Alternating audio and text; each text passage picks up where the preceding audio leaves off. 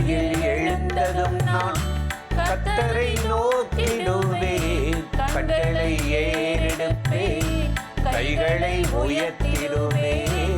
காலையில் எழுந்ததும் நான் கர்த்தரை நோக்கிடுவேன். கண்களை ஏறெடுப்பேன், கைகளை உயர்த்திடுவேன்.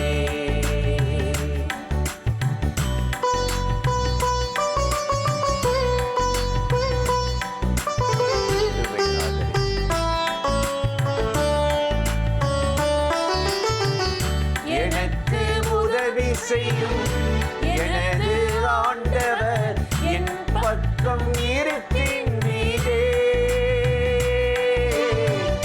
எனக்கு உதவி செய்யும் எனது ஆண்டவர் என் பக்கம் இருக்கின்றீரே.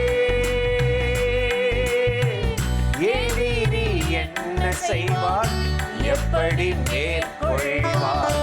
எதிரி என்ன செய்வார், எப்படி மேற்கொள்வார்? காலையில் எழுந்ததும் நான் கர்த்தரை நோக்கிடுவேன். கண்களை ஏறெடுப்பேன், கைகளை உயர்த்திடுவேன்.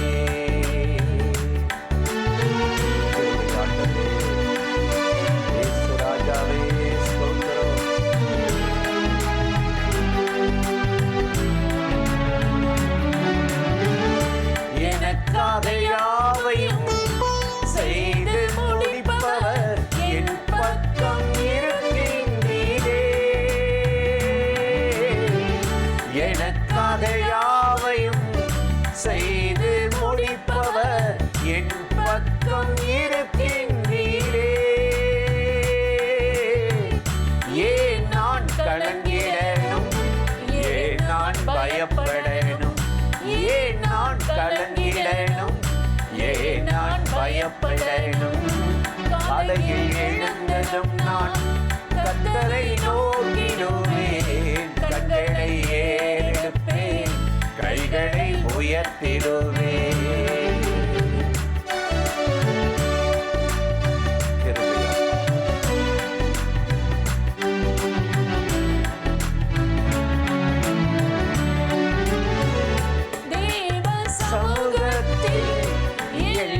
பார்த்துக் கொள்வி யெகோவா ஈரே நீரே. தேவ சமூகத்தில் எல்லாம் பார்த்துக் கொள்வி யெகோவா ஈரே நீரே. எதையுமே இழப்பதில்லை, ஒன்றுமே குறைவதில்லை. எதையுமே இழப்பதில்லை, ஒன்றுமே குறைவதில்லை. காலையில் எழுந்ததும் நான் கர்த்தரை நோக்கிடுவேன். கண்களை ஏறெடுப்பேன், கைகளை உயர்த்திடுவேன். காலையில் எழுந்ததும் நான் கர்த்தரை நோக்கிடுவேன். ஏறெடுப்பேன், கைகளை உயர்த்திடுவேன். பிரியமானவர்களே, ஆண்டவராகிய இயேசு கிறிஸ்துவின் நாமத்தில் இந்த காலை நேரத்தில் இயேசுவை தினம் பார்ப்போம் என்ற இந்த நிகழ்ச்சி மூலமாக உங்களை சந்திப்பதில் மிகுந்த மகிழ்ச்சி அடைகிறேன். சங்கீதம் 149:2 நாம் வாசிக்கிறோம், இஸ்ரவேல் தன்னை உண்டாக்கினவரில் மகிழவும் சியோன் குமாரர் தங்கள் ராஜாவில் களி கூறவும் கடவர்கள் என்று இந்த சங்கீதக்காரன் கர்த்தரை மகிமைப்படுத்துகிறதையும் கர்த்தருடைய பிள்ளைகள் எப்படி இருப்பார்கள் என்பதை குறித்தும் சொல்லுகிறதை நாம் வாசிக்கிறோம். இஸ்ரவேல் தன்னை உண்டாக்கினவரில் மகிழுமாம். சியோன் குமாரர்கள் ராஜாவில் களி கூறுவார்களாம். எத்தனை அருமையான வார்த்தையை இந்த சங்கீதக்காரன் சொல்லுகிறார் பாருங்கள். ஆண்டவரை நேசிக்கிற, அவரை பின்பற்றுகிற ஒவ்வொருவரும் இஸ்ரவேலராக இருக்கிறோம், சியோன் குமாரராக இருக்கிறோம். இந்த தேவ பிள்ளைகள் தன்னை உண்டாக்கின கர்த்தரில் மகிழ்ந்து அந்த ராஜாவில் அவர்கள் களி கூறுவார்கள் என்பதாக சொல்லுகிறார். எத்தனை பிரச்சனைகள் நம்மை சுற்றி சூழ்ந்து கொண்டிருந்தாலும் கர்த்தர் நம்முடைய இருதயத்தின் ஆழத்தில், நம்முடைய சிந்தையின் ஆழத்தில் வைத்திருக்கிற அந்த மகிழ்ச்சியையோ அந்த களி கூறுதலையோ சத்ருவினால் தொடவே முடியாது. கர்த்தர் அப்படிப்பட்ட ஒரு விசேஷித்த மகிழ்ச்சியை, களி கூறுதலை தம்மை நேசிக்கிற தம்முடைய பிள்ளைகளுக்கு கொடுத்து விடுகிறார். மரியாளுடைய வாழ்க்கையில் பாருங்கள், எத்தனையோ பெண்கள் இந்த தேசத்தில் இருக்கிறார்கள். ஆனால் என் ஆண்டவரை தாங்குகிற ஒரு பாக்கியத்தை தேவன் எனக்கு கொடுத்தாரே என்று சொல்லி தன்னை சுற்றிலும் ஒரு கடினமான பாதை அவர்களுக்கு இருந்த போதிலும், ஒரு கன்னி பெண் கருவுற்று விட்டாலே என்று சொல்லி எத்தனை தூஷணங்களும் அவமானங்களும் தன்னை சுற்றி வரும் அந்த சூழ்நிலை உண்டாகும் என்று தெரிந்திருந்தாலும், அதை பற்றின சூழ்நிலைகள் அங்கு இருந்தாலும், அப்படிப்பட்ட நிலைமையிலும் தன்னை உண்டாக்கினவரில் அவர்கள் மகிழ்ந்ததினால் என் ஆத்துமா கர்த்தரை மகிமைப்படுத்துகிறது, என் ஆவி என் இரட்சகராகிய தேவனில் களி கூறுகிறது என்று சொல்லி கர்த்தரை மகிமைப்படுத்தினதை நாம் வேதத்தில் வாசிக்கிறோம். எவ்வளவு பெண்கள் இருக்கும் பொழுது தேவனாகிய கர்த்தர் என்னை தெரிந்து கொண்டாரே, அவரை தாங்குகிற ஒரு ஆலயமாக என்னை அவர் தெரிந்தெடுத்திருக்கிறாரே இந்த உலகத்தில் என்று, என்னை இந்த பூமி முழுவதும் எல்லா ஜனங்களும் என்னை பாக்கியவதி என்பார்கள் என்று சொல்லி கர்த்தரை உயர்த்தி மகிழ்ந்து களி கூர்ந்ததை வேதத்தில் வாசிக்கிறோம். இன்னொரு பகுதியாக ஆபகுக் தன்னுடைய புத்தகத்தில் எழுதுகிறார், அத்திமரம் துளிர்விடாமல் போனாலும், திராட்சை செடியில் பலன் இல்லாமல் போனாலும், மந்தையிலே ஆடுகள் இல்லாமல் போனாலும், தொழுவத்திலே மாடுகள் இல்லாமல் போனாலும், நான் கர்த்தருக்குள் மகிழ்ச்சியாயிருப்பேன், என் தேவனுக்குள் நான் களி கூறுவேன் என்று அங்கு தீர்க்கதரிசி சொல்லுகிறதை நாம் வாசிக்கிறோம். எது ஒன்றும் எனக்கு இல்லாமல் போனால், எல்லாமே இல்லை, எல்லாமே அழிந்து விட்ட திராட்சை செடியில பலன் இல்லை, அங்கு அத்தி மரத்திலே பலன் இல்லை, எங்கு மந்தையில ஒரு ஆடும் இல்லை, தொழுவத்தில மாடும் இல்லை, எதுவுமே இல்லை.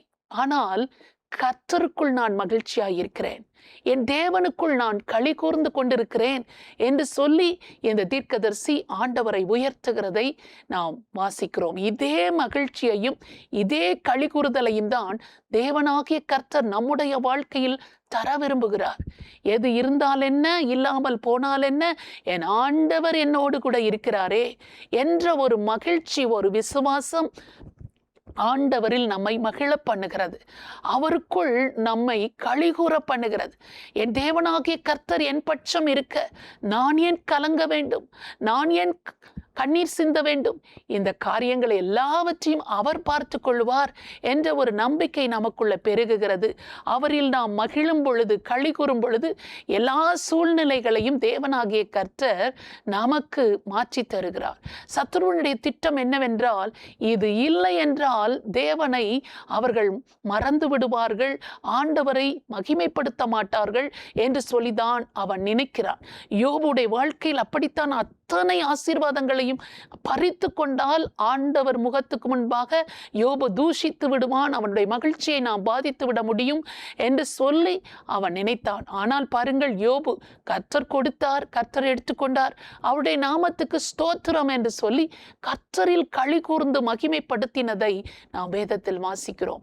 இன்றைக்கு இந்த நிகழ்ச்சியை பார்த்து கொண்டிருக்கிற நம்முடைய வாழ்க்கையிலும் கூட ஆண்டவரில் மகிழவும் அவரில் களி கூறவும் நாம் தொடங்கிவிட்டால், எதெல்லாம் நம்முடைய வாழ்க்கையில் இல்லாதிருக்கிறதோ அதை எல்லாவற்றையும் தேவனாகிய கர்த்தர் உருவாக்கி தருவார். நாம் காணும்படி கர்த்தர் நமக்கு செய்வார். யோபுவுக்கு அதைத்தானே, இழந்த எல்லாவற்றையும் 2 மடங்காக கொடுத்து அவனை ஆசீர்வதித்ததாக நாம் வேதத்தில் வாசிக்கிறோம். அதே தேவன் இன்றைக்கு நம்மையும் ஆசீர்வதிப்பார். ஆண்டவரை நோக்கி நாம் ஜெபிக்கலாமா? பரிசுத்தமுள்ள நல்ல தகப்பனே, இந்த அருமையான நேரத்துக்காக உமக்கு ஸ்தோத்திரம். இந்த காலை நேரத்தில் இயேசுவே என்னையும் ஆசீர்வதியும் என்று சொல்லி ஆண்டவரே இந்த காலை நேர நிகழ்ச்சியை பார்த்து கொண்டிருக்கிற ஒவ்வொருவருக்காகவும் நாங்கள் ஜெபிக்கிறோம். இஸ்ரவேல் தன்னை உண்டாக்கினவரில் மகிழட்டும், சியோன் குமாரர்கள் ராஜாவில் களி கூறட்டும் என்று நீர் சொல்லியிருக்கிற வார்த்தையின்படி ஆண்டவரே, எது இருக்குதோ எது இல்லையோ அதை பற்றி கவலைப்பட்டு கலங்கி கொண்டிராதபடி, தன்னை சுற்றி எந்த சூழ்நிலைகள் இருக்கிறதோ அதை பற்றி பாரமடைந்து கொண்டிருக்காதபடி, ஆண்டவரே துக்கத்துக்கு தனக்குள்ள இடம் கொடுக்காதபடி, இஸ்ரவேல் தன்னை உண்டாக்கின கர்த்தரில் மகிழ்ந்து கொண்டிருக்கவும், சியோன் குமாரர்கள் ராஜாவில் களி கூறவும், ஒவ்வொரு ஒவ்வொருவருக்கும் கற்றுத்தாரும், ஒவ்வொருவருக்கும் பலன் தாரும் ஆண்டவரே. அவர்கள் எதெல்லாம் இல்லை என்று ஒரு புறத்தில் ஒதுக்கிவிட்டு உம்மில் மகிழ்ந்து கொண்டு ஆண்டவரே உம்மில் களி கூர்ந்து கொண்டு இருக்கிறார்களோ, அதையெல்லாம் வரும் நாட்களில் அவர்களுக்கு நீர் உருவாக்கி தருவீர். அவர்கள் கண் காண அதை கொடுப்பீர், அவர்கள் கரங்களில் நீர் அதை கொடுப்பீர். இஸ்ரவேல் மாத்திரம் தன்னை உண்டாக்கினவரில் மகிழட்டும், சியோன் குமாரர்கள் ராஜாவில் களிகூறட்டும் என்று நீ சொல்லியிருக்கிறீரே. அந்த வார்த்தையின்படி உம்மில் களிகூற, உம்மில் மகிழ ஒவ்வொருவருக்கும் பலன் தாரும் ஆண்டவரே. உம்முடைய வார்த்தையின்படியே நீர் உம்முடைய பிள்ளைகளை ஆசீர்வதிப்பதற்காக உமக்கு நன்றி.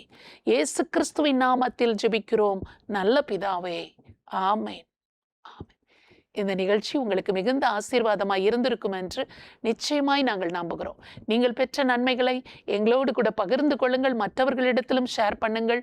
கர்த்தர் உங்களை ஆசீர்வதிப்பாராக. ஆமென்.